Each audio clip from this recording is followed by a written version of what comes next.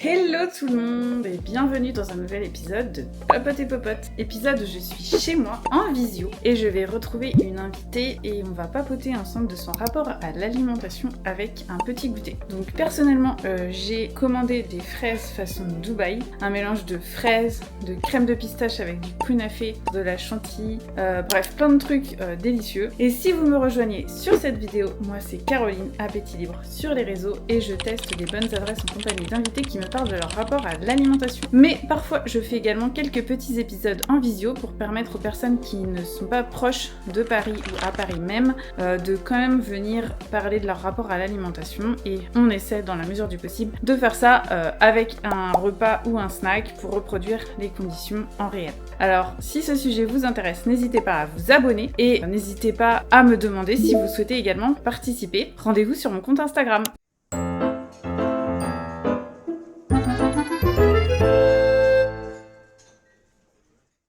Eh bien, bienvenue Charlotte sur cet épisode en visio de Papote et Popote. Je suis enchantée de te recevoir malgré la distance. Est-ce que tu peux te présenter pour les personnes qui écoutent cette vidéo? Alors, je m'appelle Charlotte, j'ai 28 ans bientôt. J'habite du coup à Avignon dans le sud de la France et je suis ravie de partager cette visio avec toi. Dans la vie, je travaille dans le social, à l'hôpital précisément. Et du coup, voilà, donc je côtoie l'univers de la santé tous les jours et ça me tenait vraiment à cœur de partager ce temps avec toi, même à distance.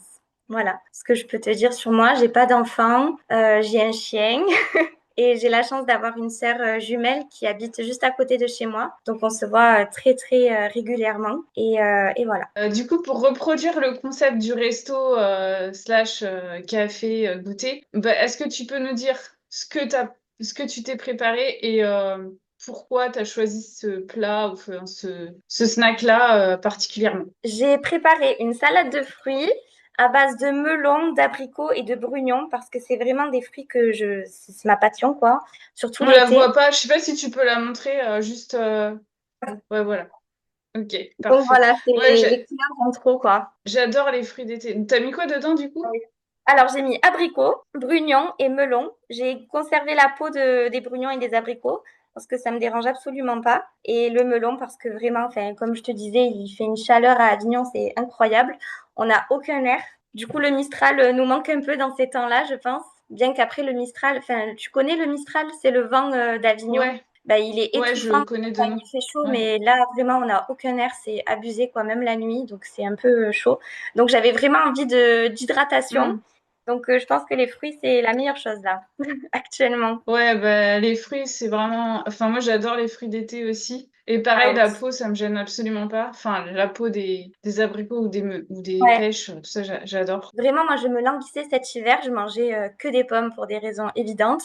Mais là, les fruits d'été, je me suis dit, quand je vais en manger, ça va être incroyable, quoi. Et c'est le cas. Enfin, vraiment, j'aime trop. L'automne, enfin, en hiver, t'as quand même les oranges et les clémentines. Mm. Mais c'est pas pas. Enfin, Ouais, ouais, c'est moi, différent. j'aime bien quand même les clémentines et tout ça. Ouais. Enfin, mais c'est sûr qu'il y a moins de variété, quoi. Et toi, qu'est-ce que tu t'es préparé? Eh ben, moi, j'ai commandé. Alors, c'est assez mastoc. Je Mm. sais pas si tu connais la folie Dubaï, chocolat Dubaï et tout ça. Ah oui, j'ai vu, il y a des chocolats à 12 €, je crois. Ouais, Chocolat en pistache. fait, là, c'est une cup de fraises. Alors, on voit pas, mais il y a des fraises. Ouais. En fait, c'est mélangé avec de la crème de pistache et du kunafe, donc ça fait un peu Oui, croustillant. oui, oui, fait. Oui. Et dessus, t'as de la chantilly.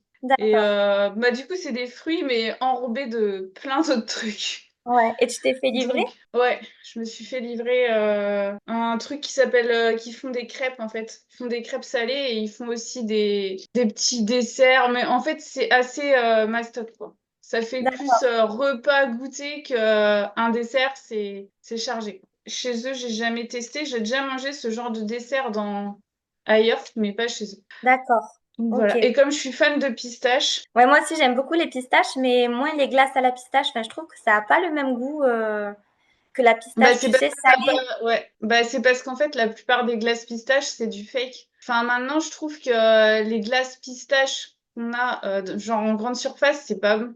Je trouve que les glaciers, depuis qu'il y a cette folie de la pistache, ils se sont rendus compte que les gens étaient aussi attirés par la vraie pistache. Et clairement, tu sens la différence. C'est pas du tout pareil. Ah oui, parce que l'autre, Vraiment, de la pure pistache. Alors évidemment, c'est sucré, mais tu sens vraiment le goût de la pistache. C'est pas l'arôme comme dans la danette ou comme dans hmm. la glace. La danette pistache, je trouve ça affreux. Ah oui, on est C'est d'accord alors. affreux. On est d'accord. Parce que Affreux. du coup, j'ai toujours hésité à prendre des desserts à base de pistache parce que je me suis dit, si ça ressemble à la glace à la pistache, alors que j'aime trop la pistache, hein, mais Ben, je me suis en fait, il faut dit, prendre le risque. Bah, des fois, t'es déçu parce que c'est de la fausse pistache. ouais, ouais, c'est sûr. Ça arrive aussi dans les boulangeries quand tu prends un éclair à la pistache et que en fait, il sent la fausse pistache, quoi. Mais Non, bon. on n'a pas trop des éclairs à la pistache ici, je crois. Enfin, en tout cas, c'est pas répandu, j'imagine, comme à Paris. Bon, Bah, bref. après, maintenant, c'est le truc de Dubaï. C'est-à-dire qu'ils Ouais. mettent des cheveux d'ange, tu sais, les kuneffés en plus. Donc, en fait, t'as un côté croustillant qui est sympa. Il faudrait que tu Je viennes à goûterai Paris, après. un de ces quatre. Oui, vraiment, ce serait vraiment le projet, quoi. Visiter Paris, ça a l'air vraiment super. J'avais déjà visité quand j'étais toute petite, mais on était resté quelques jours et j'étais trop petite pour m'en souvenir. Mais je me souviens juste Hmm. de la place de la Tour Eiffel. Il y avait un genre de, tu sais, de vendeur de journaux. J'imagine qu'il y est encore, qui vendait des souvenirs de Tour Eiffel, etc., quoi. Ouais, il y en a plein, ouais. Des kiosques, quoi. Quand j'imagine Paris, j'imagine surtout cette place, quoi. Ah, je vais te montrer l'intérieur parce que c'est assez. On voit bien les petits cheveux d'ange. En fait, là, t'as le. Je sais pas si tu vois. Ah oui, je vois. Tu vois, c'est vachement. C'est vachement compact, ouais. Mais c'est C'est quoi? ouais, et puis en fait, t'as des cheveux d'ange. Alors la fraise, elle est. Je sais pas ce qu'elle vaut, la fraise, on va voir. Du coup, ça croustille. Ah, ben Ça, c'est c'est chouette. rigolo. Pour vraiment goûter une vraie fraise, pour moi, il faut vraiment la goûter nature, tu vois, sans rien du tout. Ah oui, Là, oui, tu te oui. rends compte de la qualité, quoi. Ah ben oui, Mais sans... là, ça fait le taf. Ok, bon, mais tant mieux, tant mieux. La première question que je pose en général après pourquoi tu as choisi ce resto, c'est comment tu te définis en tant que mangeuse, si tu as un adjectif à te donner. J'essaye d'être une mangeuse spontanée, mais je me pose toujours beaucoup de questions. Donc, je dirais une mangeuse interrogée, quoi. Enfin, pas à l'aise à 100%. Je sais pas le mot qui pourrait définir mon sentiment, mais pas totalement libérée, en tout cas. Angoissée, C'est pas vraiment de l'angoisse, c'est plutôt de l'interrogation, quoi. Des questions. Encore sur mon mais par rapport, rapport à quoi? enfin, à chaque repas, quoi. Ça peut être, ben, par exemple, là, c'est plutôt, vu que je sors quand même d'une période de restriction, les questions que je peux te poser, c'est qu'est-ce qui fait du bien à mon corps, jusqu'où mon corps a besoin d'être rassasié. Enfin, Hmm. c'est des questions, c'est pas encore instinctif, tu vois. Donc, c'est plutôt comment respecter mon corps dans ce qu'il a besoin, dans ce que j'ai envie, enfin, comment concilier tout ça, tu vois. Donc, c'est des Ouais. questions un petit peu imprécises, tu vois. Qu'est-ce qui fait du bien à mon corps? Ça, c'est pas forcément une question. Ça dépend ce que tu mets derrière, en fait, tu vois. C'est ça. Ben Parce là, que je c'est pense plutôt, que même des ouais, gens qui sont spontanés et qui sont plus ou moins intuitifs, ils peuvent se la poser. Mais c'est que toi, ça te génère encore de l'angoisse derrière, je pense. et oui, parce que j'ai T'as pas peur envie de d'être mal faire. T'as peur de mal faire. exactement.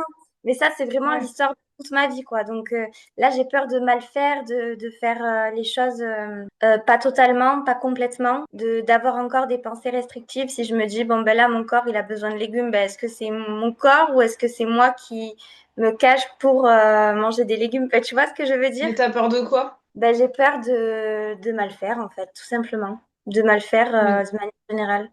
De mal faire par rapport à ma guérison, quoi. il y a quelque chose derrière, non? Je sais pas. En tout cas, là, je commence, j'ai commencé mon processus de guérison depuis le mois de février. Donc, on est en août, donc ça fait que 6 mois. Donc, je pense que j'ai encore besoin de temps pour me faire confiance et reprendre mes instincts, tu vois. Parce qu'avant, j'étais une mangeuse complètement intuitive, je pense. Et là, avec la période de restriction qu'il y a eu, ça a un peu brouillé mon rapport à l'alimentation.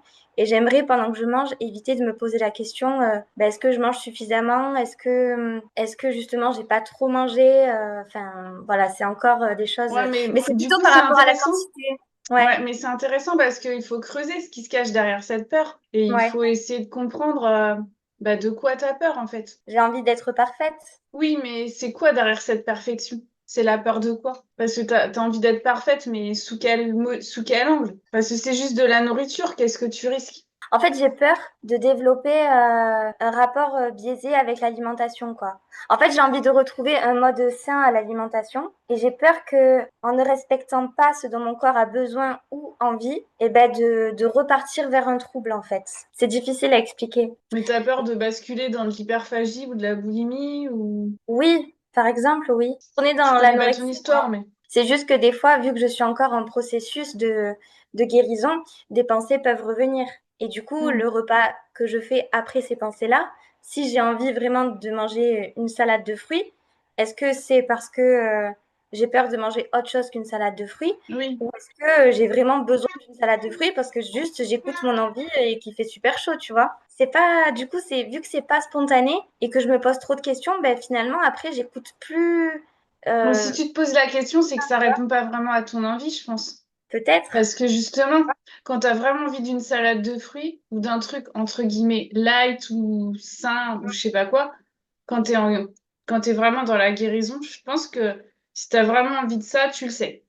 Si Ouais. tu te poses la question, c'est que t'es pas sûr, c'est qu'il y a potentiellement autre chose que tu as envie. Enfin, Ben, moi, c'est ma façon de voir. Après, je sais que c'est difficile et ça m'est arrivé, ça peut encore m'arriver. Mais pour moi, si je me pose la question, c'est qu'il y a autre chose. Il y a autre chose dont j'ai envie et que je m'autorise pas. Parce que si j'ai envie que de ça, je pense que j'ai envie que de ça et je sais que j'ai envie que de ça. Je pense qu'aussi, on a tendance à se voiler beaucoup la face avec des peurs qu'on a et qu'on a tellement intériorisé après des années que c'était devenu des automatismes, que en fait, déconstruire tout ça, c'est hyper dur, hyper long. Des fois, en fait, on peut se rassurer en se disant oui, j'ai envie de ça, etc.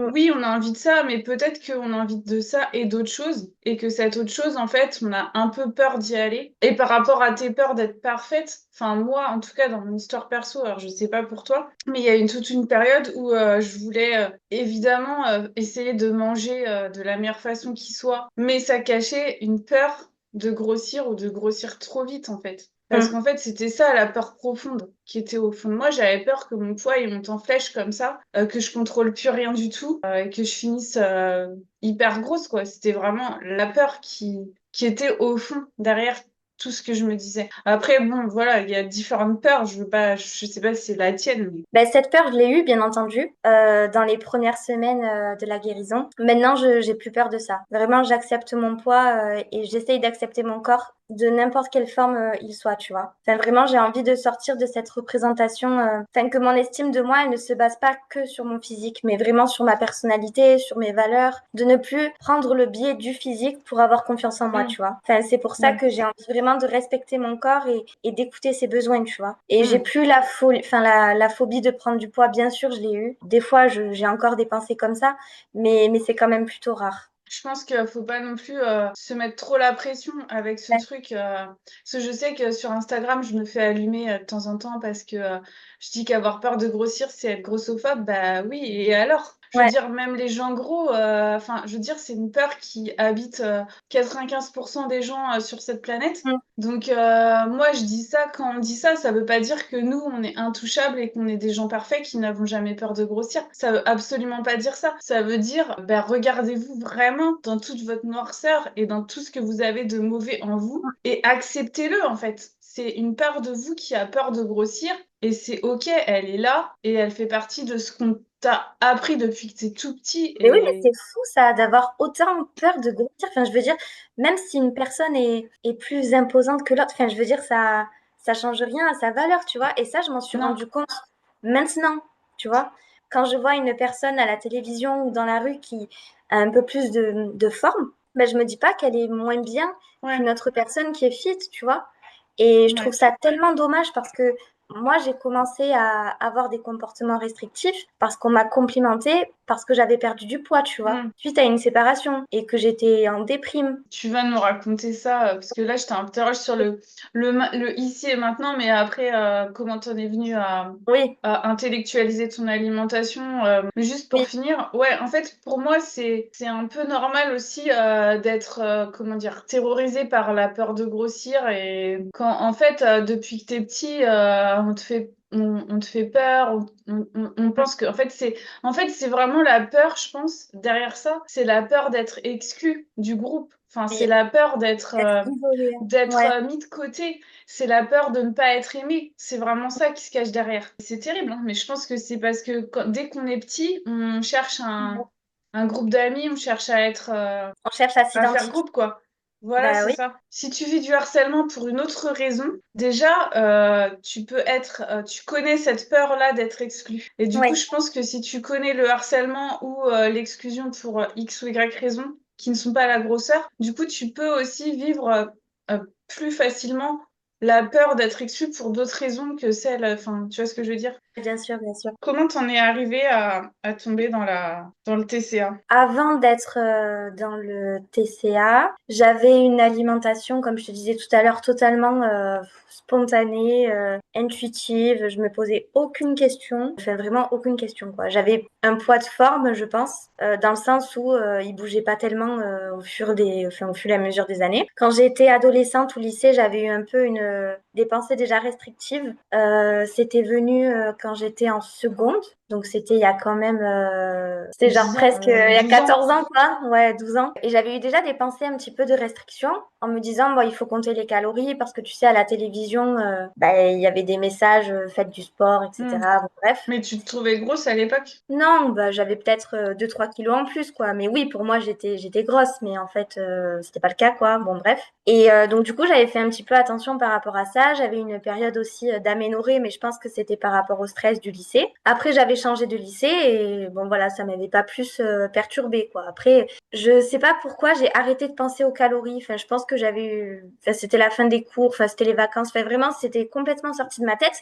Mais j'avais déjà eu une période un petit peu de restrictions. Enfin, il fallait compter un petit peu les calories, faire attention et tout ça. Et après, donc, j'ai été en couple pendant 8 ans avec mon ex qui mangeait totalement de manière intuitive. C'était lui ou moi qui cuisinions. Et enfin, on se prenait pas du tout la tête sur bah, il faut manger des légumes, faut pas trop de pâtes. Enfin, vraiment, on se posait pas du tout de questions. Et quand on s'est séparés, bah, j'ai vécu à un moment donné toute seule et je me suis dit, bon, bah, je vais faire attention maintenant, enfin, essayer de manger sain, de faire du sport, enfin, de faire des choses que j'avais pas eu l'opportunité Hmm. de faire avant. Et en fait, juste quand t'es passé de j'habite chez mes parents à j'habite en couple, t'es passé directement de l'un à l'autre. Oui, oui, tout à fait. Ouais, Et t'as pas eu une période où t'étais toute seule. non, pas du tout. Chez ma mère, enfin, ma mère, elle a jamais été une grande cuisinière.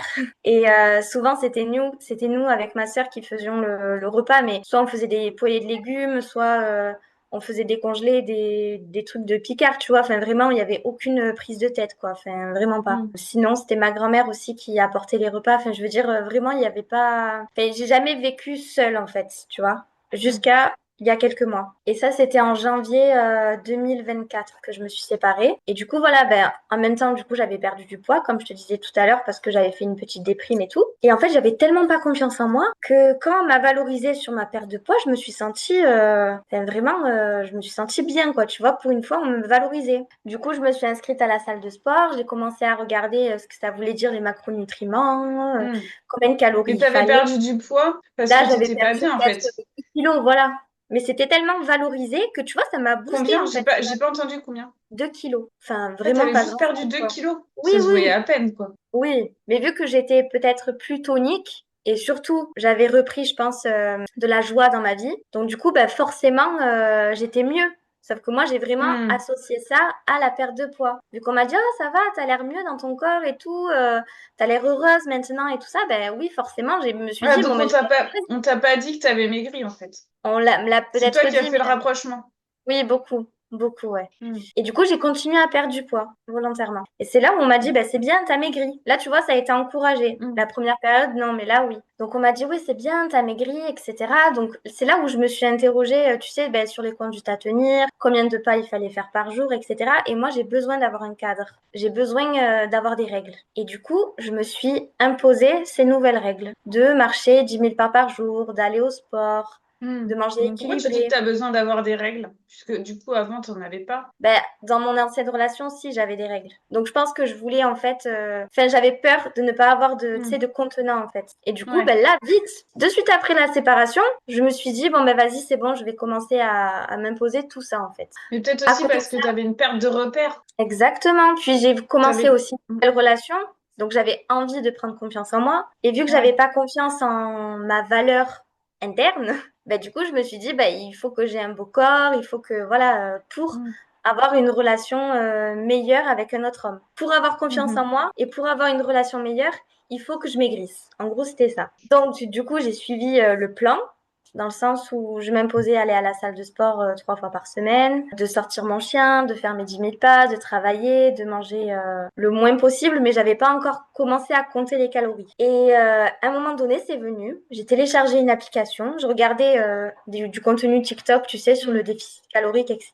et sur les règles qu'il fallait faire pour être en déficit. Et du coup, j'ai commencé à compter les calories. En dehors du fait de réduire aussi les féculents, tout ce qui est riz, pâtes, etc., c'était complètement interdit pendant ma phase de restriction. Le lait aussi, enfin, tout ce qui était produit transformé. Et en fait, au plus le temps passait, au plus je me rendais compte que j'étais vraiment enfermée dedans cette spirale et que je programmais tous les repas à l'avance, mais sur 15 jours, quoi. Donc quand Mm. j'allais faire les courses, c'était mais vraiment une réflexion hyper intense, quoi. Il fallait toujours comparer, tu sais, les emballages. Enfin, Ouais. c'était vraiment Et ton épuisant. conjoint, vous viviez à deux Non. alors? On avait une relation à distance à ce moment-là. Ok. Et c'était dans un autre pays, donc quand on se voyait, ben, il voyait Ouais, pas tu forcément la lâchais. différence. Voilà. Ouais. Ben, je lâchais pas forcément, j'avais toujours beaucoup de contrôle par contre. Mais lui est mangeur très intuitif et ça le dérange pas, tu vois, de manger un paquet de chips entier à lui tout seul. Enfin, vraiment, il réfléchit pas du tout à ce genre de choses. Et quand j'étais avec lui, ben, justement, ça ramenait un peu de relativité. Donc le temps passait, les mois sont passés, etc.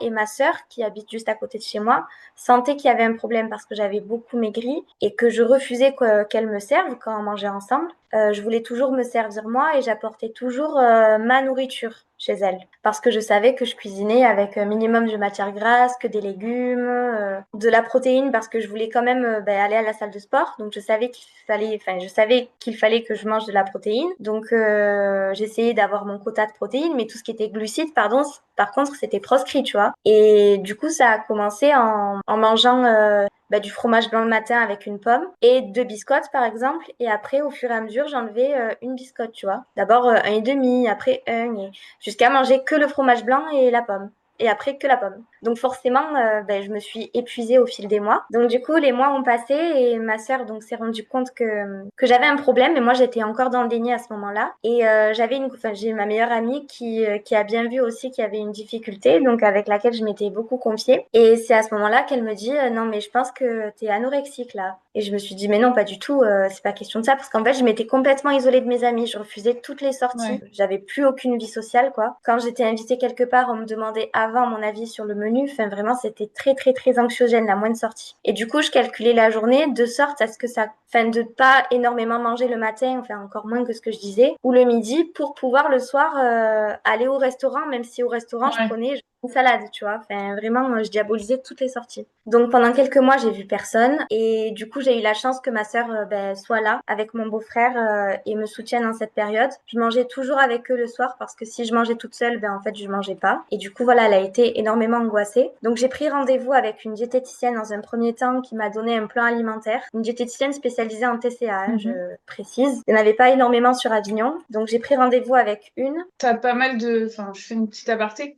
Ouais. T'as pas mal de diététiciennes qui font de la visio, ce qui te permet de consulter des diététiciennes dans toute la France. J'avais un peu du mal avec la visio parce que j'avais jamais eu de Ouais, consultation médicale. Et là, ouais, je comprends. pour parler Je d'un comprends. problème comme ça m'avait Oui, gênée. oui, je comprends. Et j'avais commencé avec une qui m'avait donné donc un plan alimentaire. On avait parlé pendant plus de 2 heures. Elle avait pris mon poids. Elle m'avait dit que là, non, je pouvais pas continuer comme ça, qu'il fallait que je réintroduise des féculents. Enfin, tu sais, Mm. mais moi, c'était hors de question. En fait, je veux dire, quand elle m'a dit ça, j'ai pleuré, quoi. Pour manger une biscotte le Ouais. matin. Vraiment incroyable. À côté de ça, j'avais quand même des effets secondaires assez importants de l'anorexie, du coup, parce que ça faisait quelques mois que j'étais vraiment en Mm. dénutrition, quoi. Et je mangeais vraiment moins de 800 calories par jour, tu vois, donc c'était vraiment pas grand-chose. Mm. Et du coup, un jour, je suis tombée parce que je promenais mon chien et il a suivi un chat et il a foncé, sauf que moi je le tenais fermement et je suis tombée. Et du coup, il y a un homme en voiture qui est passé et qui m'a demandé si tout ça allait bien. Donc, je m'étais pas fait mal, tu vois, mais genre, j'avais tellement plus d'équilibre et de force que je pouvais plus promener mon chien, en fait, en sécurité. À côté de ça, j'ai eu plusieurs accidents de voiture parce que j'étais tellement fatiguée que j'avais plus aucune Ouais. concentration. Donc là, je me suis dit non, c'est bon, en fait, je peux pas ne plus vivre ni plus promener mon chien parce que mon chien, c'est quand même la prunelle de mes yeux, quoi, pour une maladie qui ne sert absolument à rien, quoi. Enfin, vraiment, dans les faits, je m'en fous. Enfin, bref, mais pour moi, c'était insurmontable à ce moment-là. Et du coup, après, j'ai pris rendez-vous avec une autre psychologue, puis avec une psychiatre. Et je pense que c'est vraiment les thérapies qui m'ont permis d'avancer. En dehors, bien sûr, du soutien de ma famille qui a été Mm. quotidien. Et j'ai fait un carnet de une liste de tous les avantages, enfin non, de tous les inconvénients plutôt de l'anorexie et ce que ça me procurait comme avantage, entre guillemets, comme avantage caché et ce que j'avais envie pour le futur. Et cette liste, elle m'a été d'un secours incroyable. Et ma sœur aussi m'avait fait plein de petits post-it, tu sais, qu'on avait accrochés de partout dans la maison en disant ben, pourquoi tu veux vivre, ben, pour avoir des enfants, pour construire une famille, pour avoir des amis que je peux voir Mm. spontanément. Et du coup, de voir ces rappels quotidiens, ben, ça m'a permis de relativiser. Et je pense que c'est ce combo-là, psychothérapie, famille et enfin, motivation aussi interne, qui m'ont permis d'avancer, tu vois. Sinon, je pense que ça aurait été encore très compliqué là. Et du coup, t'es tombée dans l'anorexie à 27 ans, si je dis pas de Oui. bêtises. Donc vraiment pas le cliché Ah, pas du tout. Et classique de justement, l'ado. ouais. Et en fait, je savais pas que j'étais anorexique parce que je pensais que j'étais juste en dépression. Je me disais, Hmm. là, c'est une Mais ça, on le dépression. sait jamais, hein. On le sait Ouais. jamais, hein. C'est une Ah ben, caractéristique. Si tu sais que t'es anorexique, t'es pas anorexique. Enfin, je veux dire, c'est impossible. ah C'est ben oui. typique de la maladie, sinon c'est pas l'anorexie, quoi. C'est qu'au début, Mais t'es persuadé que tu n'es pas anorexique. Ah C'est... mais oui, je me souviens, j'écoutais parce que du coup, je faisais des balades de genre 5-6 heures avec mon chien dans la nature, Hmm. parce que je voulais perdre des calories, bien entendu, et aussi parce que j'aime beaucoup marcher, attention, hein. Mais du coup, j'écoutais des podcasts pendant 6 heures sur comment prendre soin de soi, la méditation, enfin des trucs comme Hmm. ça, tu vois, comment bien respirer, alors que en soi, c'était pas ça du tout le fond du problème, quoi. Et quand j'ai compris, là j'étais à la salle de sport à ce moment-là, et j'avais donc ma meilleure amie qui m'avait proposé de la voir. Donc déjà j'avais un peu paniqué quand elle m'avait dit ça. Et en même temps j'avais un autre ami qui m'avait dit, oui ce serait bien qu'on aille faire un snack ensemble, histoire de se retrouver, de parler, tu sais, sur un repas pas prise de tête quoi, dans un snack. Et là je me suis dit, putain mais comment je vais caler ça dans mon emploi du temps d'alimentaire quoi. Enfin vraiment. Et là j'ai fait une crise de panique. Et j'ai pleuré et tout. Et je me suis dit, non, mais c'est pas possible. Et là, j'ai compris que j'avais un problème. Donc, j'en ai parlé à ma sœur après. J'ai pris le rendez-vous avec, avec la diététicienne à ce moment-là. Et attends, Et juste entre le oui, moment où du coup c'était en janvier, où t'as quitté oui, ton ex-copain, t'as fait la descente aux enfers, et ce moment-là, il y a eu combien de temps? la descente aux enfers, elle était en octobre, entre octobre et novembre. Là, j'étais vraiment à mon pic. Là, c'était la chute libre. Mais Jusqu'à entre là, c'est. le début de la maladie et ce moment-là, c'était entre janvier et octobre, quoi. Oui, oui, c'est ça. D'accord. Ouais, c'est quand Donc même là, assez rapide pour une prise de conscience. bah, C'est cool, heureusement, quoi. ouais. Donc, en fait, à ce moment-là, du coup, on avait une relation à distance avec mon compagnon. Et c'était pour te le rappeler, parce que je vais y venir après. Je me souviens aussi d'une fois où j'étais en formation à l'hôpital et il fallait rester concentré pendant 3 heures. Parce qu'on avait une formation importante et tout ça, bref. Et quand je suis sortie de la formation, mais j'ai fait un malaise en fait. Tellement, genre, me concentrer, ça demandait un effort trop important. Et j'ai commencé, donc, je me tenais au mur pour marcher. Enfin, vraiment, ça se voyait que j'étais vraiment pas bien. Et donc, je suis allée voir ma cadre et j'ai dit que là, je pouvais plus. Enfin, qu'il fallait vraiment que j'ai 1 ou 2 jours de repos. Donc, le soir, je suis allée voir mon médecin traitant qui m'a dit qu'effectivement, j'avais un problème d'anorexie, qui a pris mon poids, qui m'a demandé une prise de sang. Et donc là, c'était au mois de décembre. Et donc, j'ai commencé à avoir la diététicienne au mois de décembre. Et après, le rendez-vous psychiatre, etc. Enfin, c'était venu par la suite. Mais du coup, ça a été nommé à ce moment-là par mon médecin traitant. Et du coup, je savais qu'en janvier, mon compagnon allait revenir en France et qu'on allait vivre ensemble, tu vois. Ah ouais. Donc ça J'avais te peur, stressait. bon, ben, bien sûr, j'avais peur de cette vie Bah oui. commune. Enfin, vraiment, je me sentais trop mal à son approche. Et du coup, quand il est arrivé à l'aéroport, que je l'ai récupéré, c'était pas un moment de joie, tu vois, c'était juste un moment Ouais. anxieux. Parce qu'en plus, il avait Mm. vu ma dégradation physique. Parce que entre octobre, la dernière fois qu'on s'était vu, et janvier, j'avais perdu encore 7 kilos, quoi, au moins. Oui, il Alors disait que quoi? j'avais eu cette prise de conscience. Mm. Ben, du coup, il m'a pas reconnue, quoi. Enfin, vraiment, il m'a dit, mais, enfin, vraiment, il y avait que des os. Et tu Enfin, lui avais c'était parlé vraiment. du diagnostic ou pas? Juste avant qu'il vienne, je lui avais envoyé un article parce que dans son pays, il n'y a pas tellement d'anorexie mentale. Donc, je lui avais envoyé le nom de la maladie et après, il avait fait ses recherches. Il m'avait dit, mais je comprends pas, il faut juste que tu prennes du poids, pourquoi tu manges pas? Enfin, c'est une question auquel on peut pas répondre comme ça. Enfin, je veux dire, moi, je pense avoir compris pourquoi je suis devenue anorexique, mais encore maintenant, je me pose des questions. Enfin, je sais pas. Enfin, Bah après, enfin, moi je pense que c'est pas hyper utile de savoir pourquoi. Enfin, c'est pas parce que tu sais pourquoi que t'es tombé là-dedans que tu vas t'en sortir, en fait. C'est plutôt ça. C'est pas parce que tu sais pourquoi t'es tombé là-dedans que tu vas t'en sortir. Souvent, en plus, il y a pas une cause, il y en a plein. En fait, une fois que tu tombes là-dedans, c'est comme une addiction, c'est un cercle vicieux, en fait. et oui, et Et en oui. fait, tu peux pas. Moi, je trouve que pour expliquer aux gens, parce que les gens ils disent bah oui, t'as qu'à manger. En fait, c'est simple. Bah, en fait, Mm. c'est que l'inconfort que va te provoquer le fait de manger est bien supérieur au fait de manger. Donc, dans ton esprit qui est envahi par l'anorexie, le choix il est vite fait. Soit je mange pas et je me sens moyen bien, soit je mange et je me sens au plus mal. Donc, Ouais. en fait, bah, tu choisis le moyen bien, parce que c'est toujours mieux que le super mal. C'est ça, en fait, parce que c'est sûr que pour quelqu'un qui n'a jamais vécu ça, il comprend pas. Mais oui, même ma sœur, elle me disait, mais enfin, je l'énervais, ma sœur, parce qu'une fois, j'ai fait enfin, une crise d'angoisse parce que j'avais encore faim et que je vous voulais des poivrons à l'eau, quoi. Elle m'a dit, mais serre-toi, en fait. Et elle comprenait pas, elle m'a hurlé dessus. Elle m'a dit, s'il te plaît, mange, t'es ma sœur jumelle, il faut vraiment que tu te rétablisses, quoi. Il y a tellement de dopamine aussi à l'idée de ne pas manger ou de respecter les règles que, comme tu dis, enfin, à la fois, tu as l'inconvénient de manger et tu as la dopamine de ne pas manger. Donc forcément, bah, tu vas vers ce qui te rassure et ce que tu maîtrises, tu vois. Bah, c'est ça, ouais. Bien sûr, dans ce moment-là, j'écoutais beaucoup des vidéos d'anorexie. Enfin, tu sais, dans cette période de Mm. décembre à janvier, là, Mm. j'écoutais beaucoup de témoignages d'anorexie. C'est là que tu m'as découvert. Exactement. Et tous les matins, du coup, je t'écoutais, j'ai essayé de me motiver.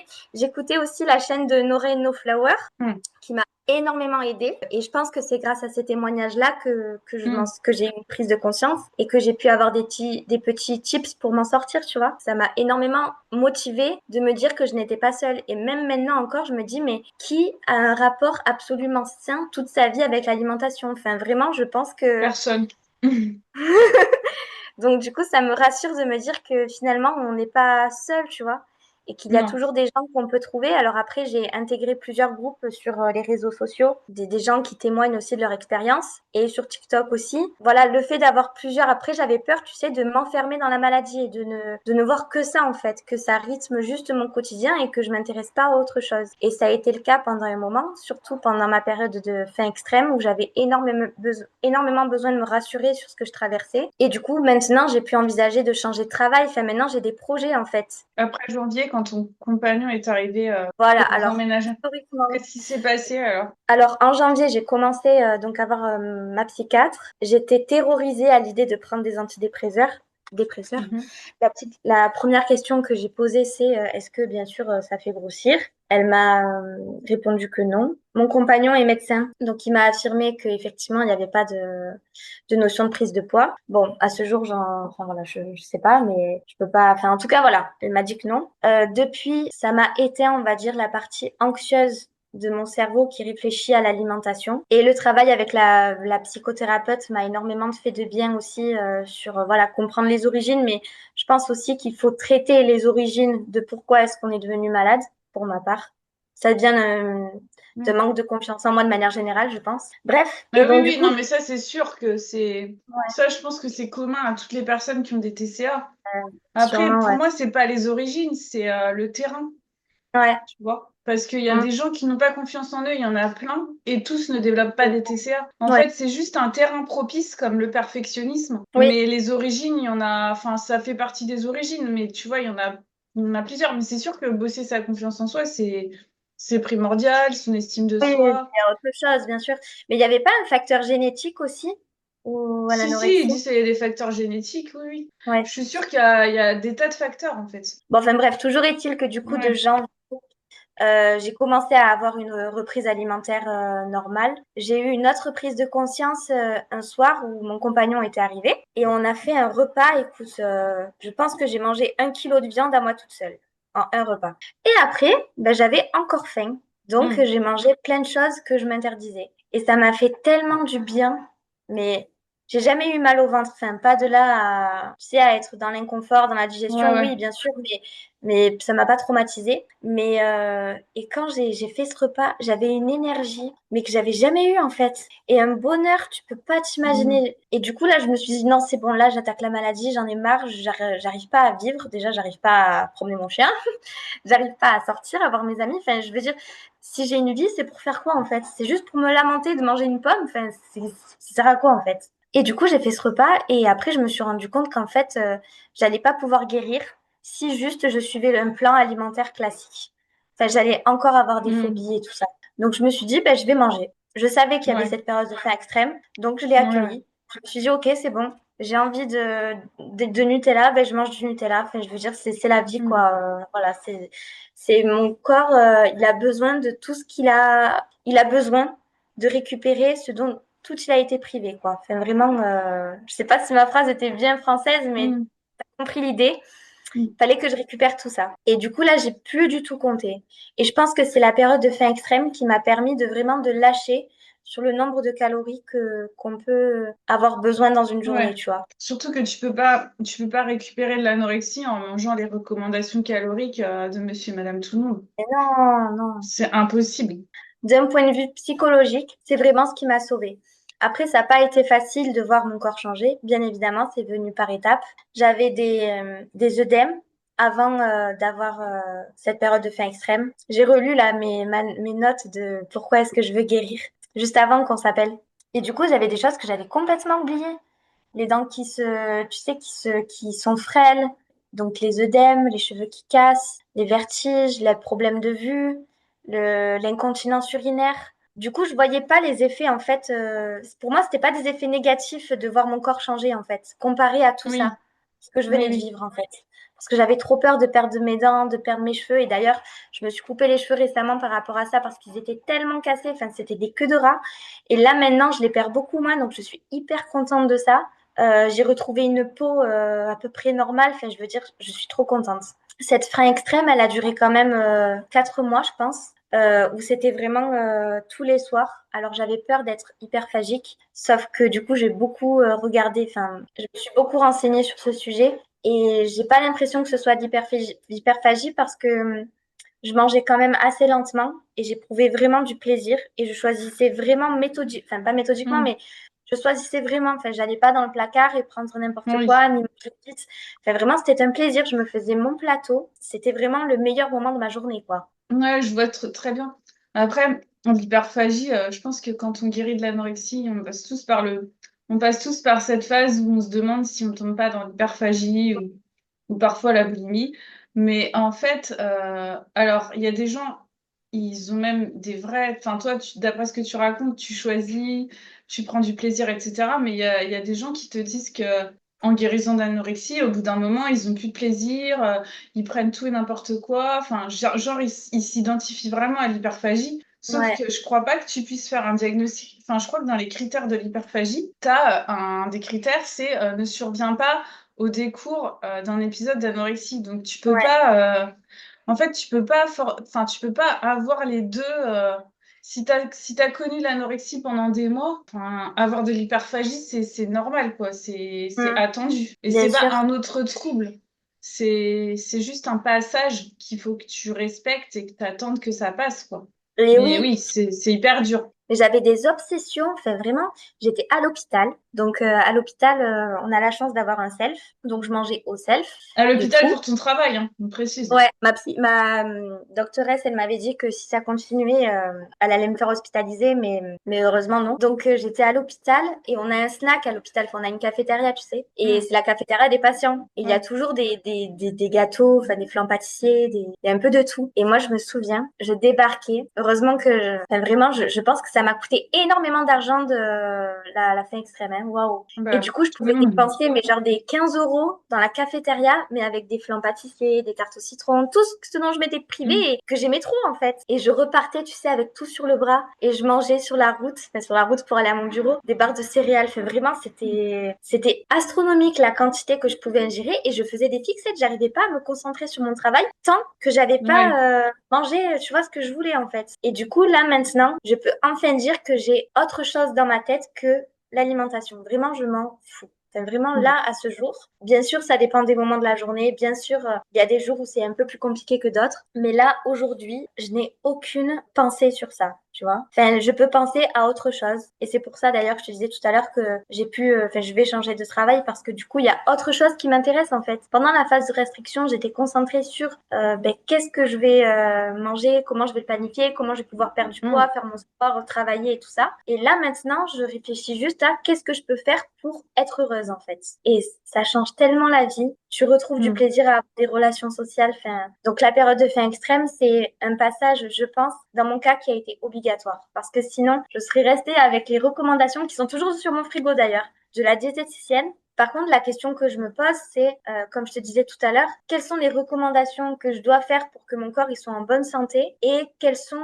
mes envies, tu vois. Si j'ai envie de Nutella pendant toute une journée, ok, c'est bon, moi j'accepte. Hein. Enfin, vraiment, ça me dérange absolument Mm. pas. C'est juste que, du coup, pour ma santé, ça peut ne pas être bien, tu vois. Et moi, je travaille du coup dans l'univers de la santé, donc je sais que il faut respecter son corps et du coup, c'est ça qui est un peu délicat, tu vois. Et c'est les questions du coup que je me pose toujours Mm. quand je mange. Ouais, après t'être privé pendant des mois, enfin c'est pas dramatique. Et puis en plus de ça, enfin avoir envie de Nutella, si t'as envie de Nutella, au bout d'un moment t'en auras plus envie. Enfin, je veux dire, l'équilibre alimentaire il se fait pas sur une journée. Tu vois, Oui, moi c'est ma ça. diététicienne elle disait que l'équilibre alimentaire c'était sur un mois. Ouais, Donc en j'imagine. fait tu peux manger trop pendant plusieurs jours. Au bout d'un moment ton corps il va dire stop. Enfin, sauf si t'es Ouais, en phase de faim extrême. Mais quand t'as passé cette phase de la faim extrême, si ouais, tu manges trop pendant quelques jours ou que tu pars en vacances et que tu changes de façon de t'alimenter, ça fera ça va. rien en fait. Je pense que justement se poser trop de questions, c'est ça qui fait que après on retombe un peu dans les TCA. C'est ça. Donc, c'est ça que j'essaye d'éviter, tu vois, de retrouver vraiment un rapport